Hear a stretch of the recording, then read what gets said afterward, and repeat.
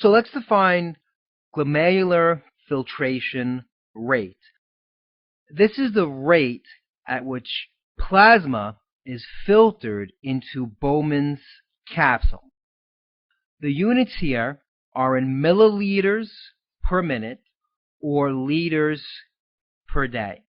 In a young healthy adult, normal GFR is about 120 milliliters per minute or 180 liters per day. That's a number that you need to know for the exam. There are 4 factors determining GFR. The net filtration pressures. By far and away, the hydrostatic pressures of glomerular capillaries is the most important factor. So if there's an increase in the hydrostatic pressure of the glomerular capillaries, there's an increase in GFR. If there's a decrease in the hydrostatic pressure of the glomerular capillaries, there's a decrease in GFR. That's the most important factor. The oncotic pressure of the glomerular capillaries also plays a role. Oncotic pressure opposes GFR, so if there's an increase in oncotic pressure, there is a decrease in GFR.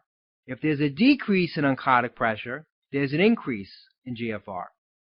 For example, if somebody has a nephrotic syndrome, in the nephrotic syndrome, there's a loss of albumin, there's a decrease in the oncotic pressure, and that actually leads to an increase in GFR. So if they ask you, somebody with a nephrotic syndrome who has a decrease in the oncotic pressure, they actually have an increase in GFR.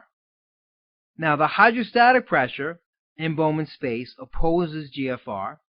This normally plays a minor role, but in some situations, like for example renal stones or in men with benign prostatic hypertrophy, this pressure rises and that will oppose GFR, and that can lead to a decrease in GFR.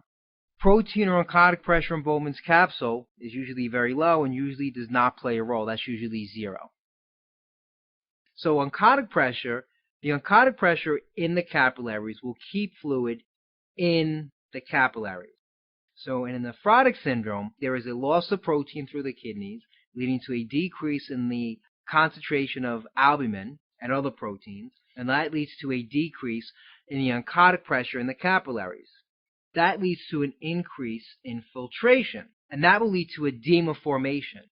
And this is why patients with a nephrotic syndrome present with edema formation, because they have an increase in microfiltration, and that means that fluid will leave the capillaries and filter into the interstitial space, and that will lead to pitting edema. And this is why patients with the nephrotic syndrome will present to us with edema.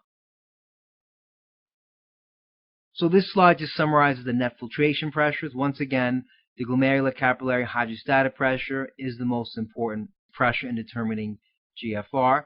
And we said that the oncotic pressure will oppose GFR. And again, if there is a decrease in oncotic pressure, there is an increase in GFR. And if there is an increase in oncotic pressure, there is a decrease in GFR. So these are some normal values. These are the values of your Starling forces in the glomerular capillaries. So you have the glomerular capillary hydrostatic pressure, which is actually quite high. It's 45 millimeters of mercury. And that is a very high hydrostatic pressure, and that is the force favoring filtration. So that hydrostatic pressure will push plasma out of the glomerular capillaries. Then you have the glomerular capillary oncotic pressure, which you can see on the slide is 24. The oncotic pressure is a force that opposes filtration. It's a force that favors reabsorption. In a patient with a nephrotic syndrome, the glomerular capillary hydrostatic pressure would be lower than 24. Let's say, for example, 10. And that will actually favor filtration. Therefore, in the nephrotic syndrome, when you have a lower glomerular capillary hydrostatic pressure, you actually have an increase in GFR, or an increase in filtration pressures. Out in the periphery, if you look at your peripheral capillaries, in a patient with a nephrotic syndrome, those patients will have a low oncotic pressure in the peripheral capillaries, and that will favor filtration out in the periphery, and that's why you get edema formation in the nephrotic syndrome, because there's a low oncotic pressure. But here in the glomeruli, they actually will favor GFR. On the top of the slide, you have Bowman's space. hydrostatic pressure, which is usually very low, around 8. So if that increases, that will also oppose GFR. So classic examples you will see in the exam is patients with post-renal azotemia. For example, somebody with renal stones. In renal stones, you will have an increase in Bowman's space hydrostatic pressure, and that pressure will oppose GFR, and that will cause renal failure. Another great example is BPH. In BPH, there will also be an increase in Bowman's space hydrostatic pressure, and that will oppose GFR, and that will cause renal failure. Then you have Bowman's space oncotic pressure, which is normally 0 because proteins are not filtered. That number does not contribute.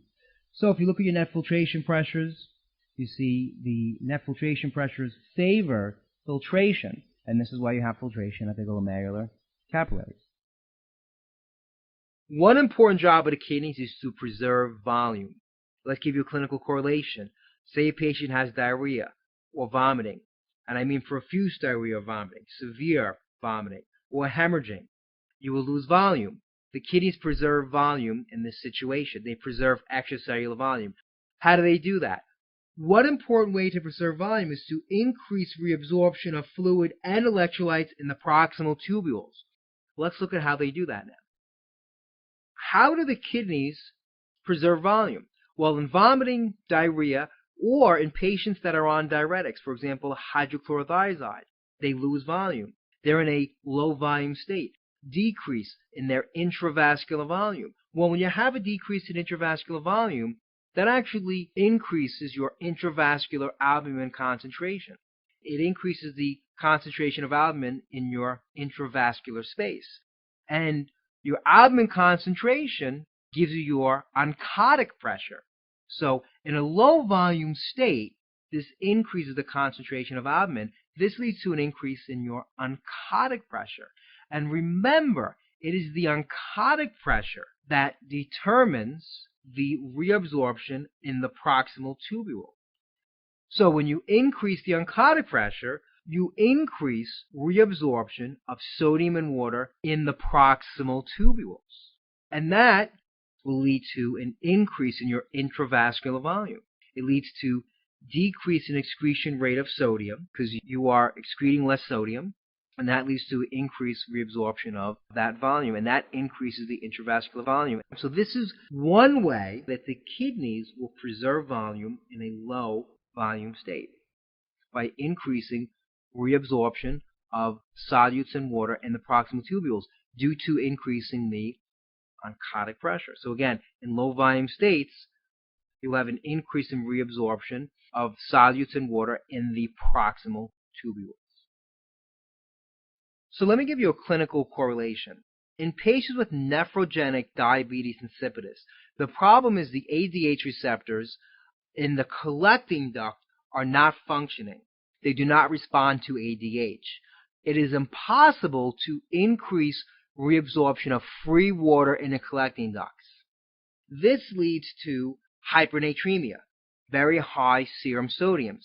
And no matter what, you cannot get those sodiums down. You can give the patient free water, and the patient will urinate out that free water.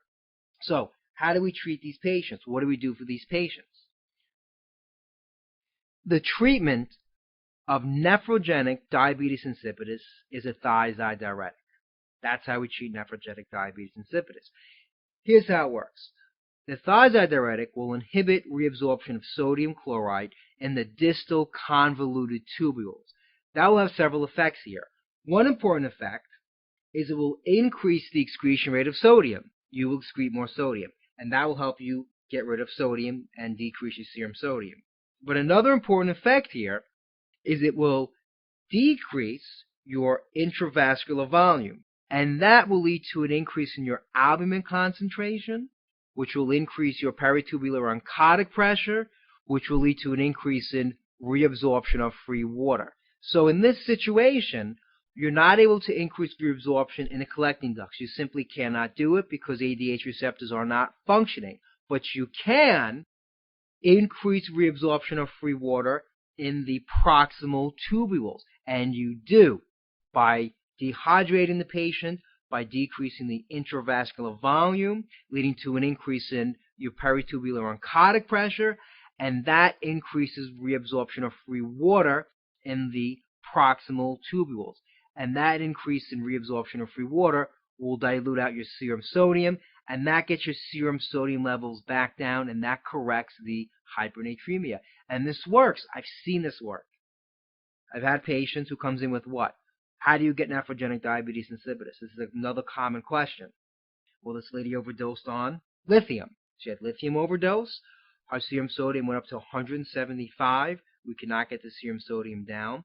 We gave her a thiazide diuretic, and it worked. It works, and this is the mechanism of action. This is how it works. This is how thiazide diuretics correct hypernatremia and nephrogenic diabetes insipidus. Here's another great clinical correlation for you. Why do patients with primary hyperaldosteronism, also known as Conn syndrome, not have edema?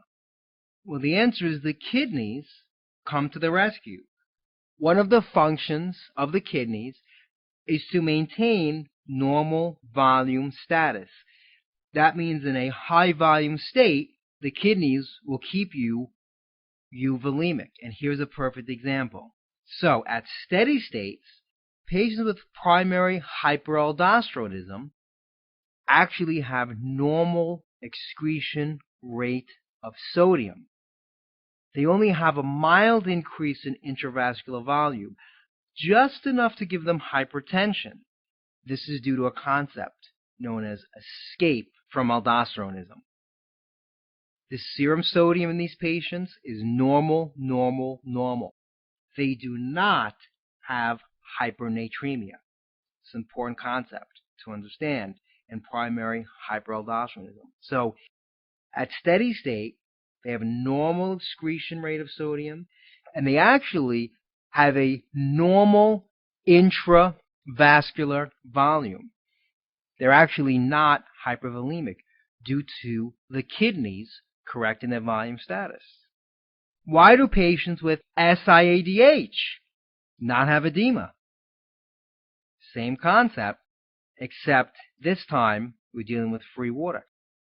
These are situations where the body originally has a high volume state, but the kidneys come to the rescue to make you euvolemic, and you do not see edema in these patients. So the next slide, we'll talk about how this happens. So escape from aldosterone. What does this mean? Does aldosterone dress up in a yellow jumpsuit and escape from prison? No, that's not what I mean. This is how it works. Here's how the story starts. In Conn syndrome, or primary hyperaldosteronism, what you have is usually an adenoma or could be hyperplasia of the adrenal cortex that is secreting high levels of aldosterone. That's primary hyperaldosteronism, leading to hypokalemia. Metabolic alkalosis, we'll come back to this later, and you do get hypertension. Why? Because aldosterone leads to increased reabsorption of sodium and water together, increased secretion of potassium leading to hypokalemia, increased secretion of protons, and we'll come back to this a little bit later, and you do get hypertension due to the sodium and water retention. You do not see hypernatremia because as you pull sodium, you pull water with it. So what you do see here is an increase in your total body sodium.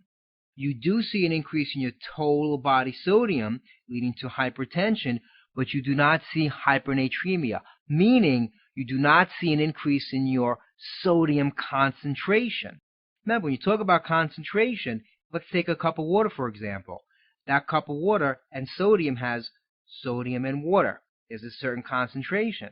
If I add the same amount of sodium and water, I'm not increasing the concentration of sodium, but I'm increasing the total amount of sodium in there. So in this situation, I'm increasing my total body sodium, so I may have an increase in my total body sodium, but I'm not increasing my sodium concentration because I'm increasing equal amount of water retention with aldosterone. And that's an important point. You will not see hypernatremia with hyperaldosteronism. So this increase in sodium and water retention will give me initially increase in my intravascular volume. What will that do? Well, this will lead to an increase in ANP, atrial natriuretic peptide secretion from the right atrium. Anytime you have stretch on the right atrium, you get an increase in atrial natriuretic peptide. Now, you also will get stretch on the ventricle, and that will lead to an increase in BNP. BNP is clinically useful because we use BNP to diagnose congestive heart failure. Anybody that comes in with shortness of breath and we're not sure if they have congestive heart failure, we check BNP. If that's elevated, that tells us that they have congestive heart failure. Now, ANP is secreted from the right atrium. What does ANP do? ANP uses the second messenger cyclic GMP to vasodilate the afferent arterioles, vasoconstrict the efferent arterioles. It also suppresses renin release. The net effect here is to increase GFR. Also, when you increase your intravascular volume, this has a diluting effect. You dilute your intravascular albumin concentration. This dilutes your oncotic pressure, or this leads to a decrease in your oncotic pressure. This leads to a decrease in your oncotic pressure. When you decrease the oncotic pressure, this leads to a decrease in the proximal tubule reabsorption of sodium and water. The net effect of increasing GFR and decreasing proximal tubule reabsorption is to increase the filtered load and increase the excretion rate of sodium.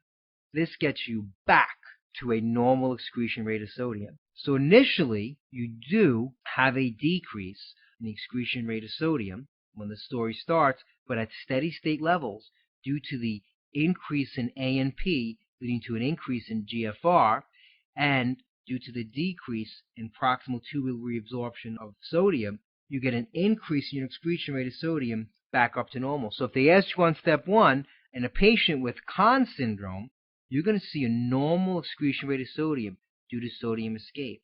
You're going to see a normal intravascular volume. So the net effect here is to have an increase in natriuresis and an increase in diuresis.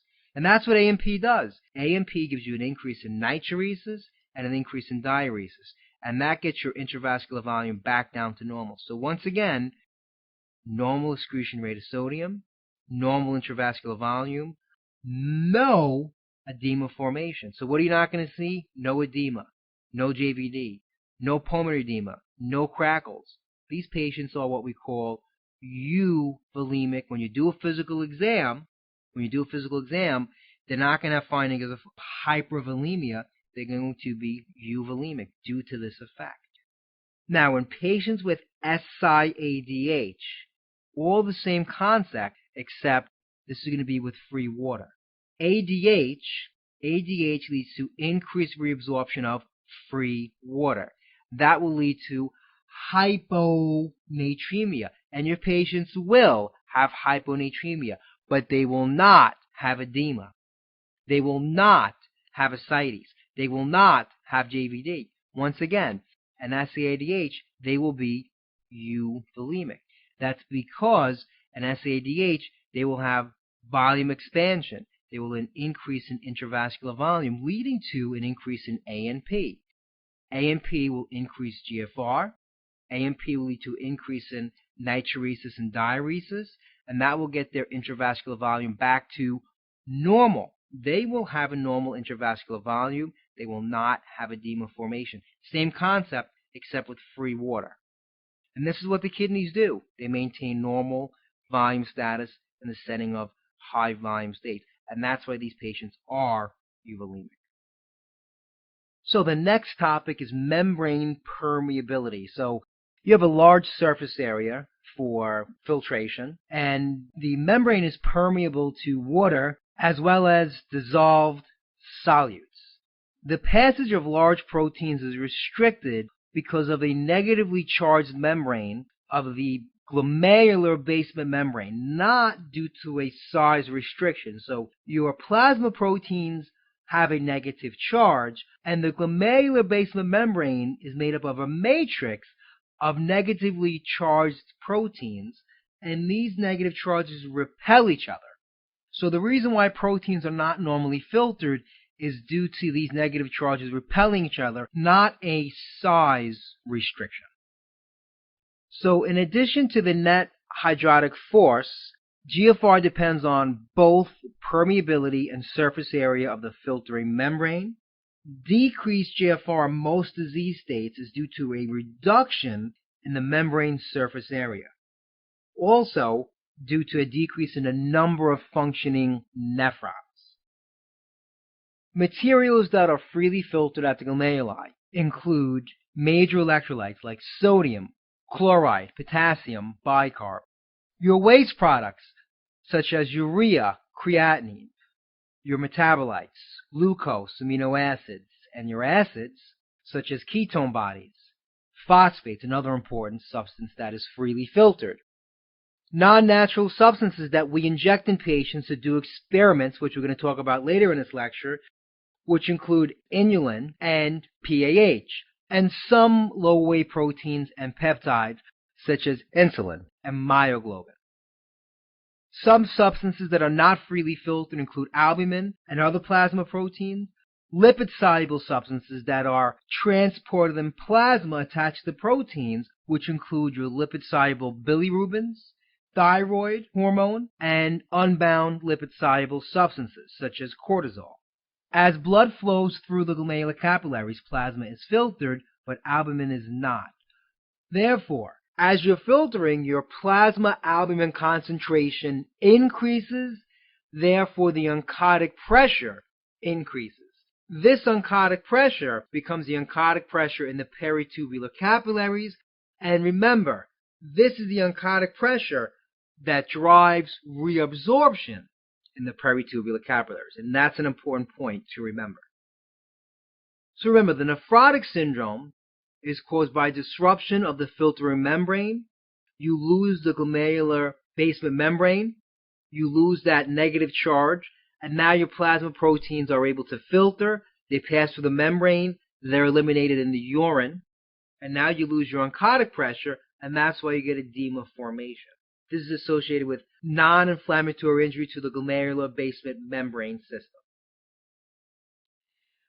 So the nephrotic syndrome, you have marked proteinuria defined by proteinuria over 3.5 grams per day. That's the definition of nephrotic syndrome. And again, this is due to loss of the glomerular basement membrane.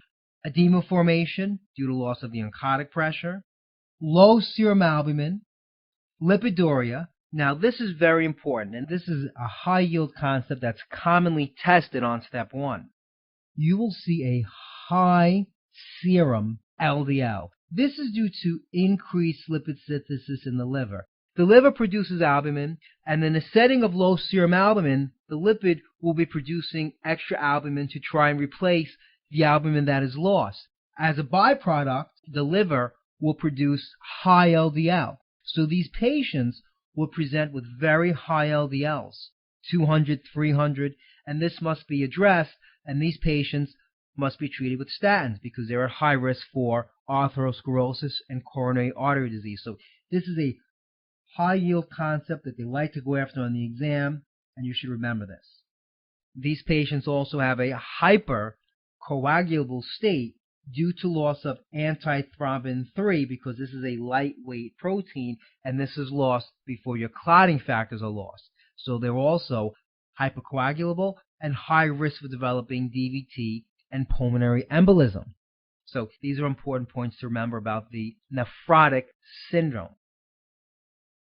Now, the most common cause of nephrotic syndrome is diabetic nephropathy.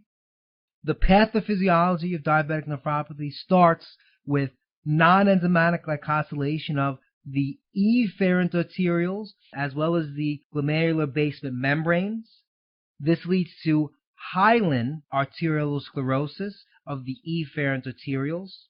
This leads to narrowing of the efferent arterioles, leading to hyperfiltration pressures at the level of the glomeruli.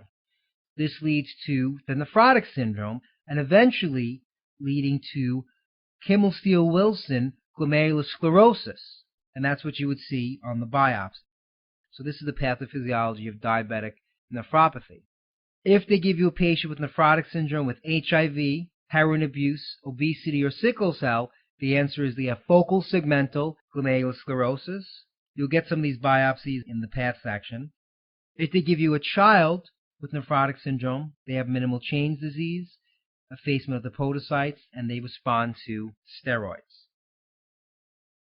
If step 1 gives you a patient with nephrotic syndrome and they give you IgG4 to phospholipase A2 receptor, that could be a patient with membranous glomerulonephritis. Or, this is particularly high yield, if the patient has a solid tumor, or more likely they'll give you an elderly patient over 65 who's diagnosed with membranous glomerulonephritis, and they will say, what's the next step? The next step is to search for a solid tumor. Look for colon or lung cancer. Do what we call a malignancy workup. Also, look for hepatitis B or hepatitis C. SLE can also be associated with membranous glomerulonephritis. Certain infections like syphilis, malaria, or hepatitis B or C, as we said, can be associated with membranous glomerulonephritis, and certain drugs like NSAIDs, penicillamide, captopril, probenecid can also cause membranous glomerulonephritis. If they give you a patient with nephrotic syndrome with enlarged kidneys, liver, and restrictive cardiomyopathy with hypopituitarism, think of amyloidosis, and you would do a fat pad biopsy, staining for Congo red, and look for apple green birefringence under polarized light. And these are the causes of the nephrotic syndrome. Nephritic syndrome. In the nephritic syndrome, there is an inflammation of the glomerular membrane. This disruption allows protein, but mostly red blood cells, to cross the filtering membrane. In the nephritic syndrome, there will be some protein, but not nephrotic range proteinuria. There will be hematuria, so mostly the presentation is blood. There may be oliguria. There will be hypertension due to the kidney's loss of ability to regulate volume. Now you're going to have sodium retention. So when the kidneys lose the ability to retain volume, you develop hypertension. You will see azotemia due to inability to filter and excrete urea.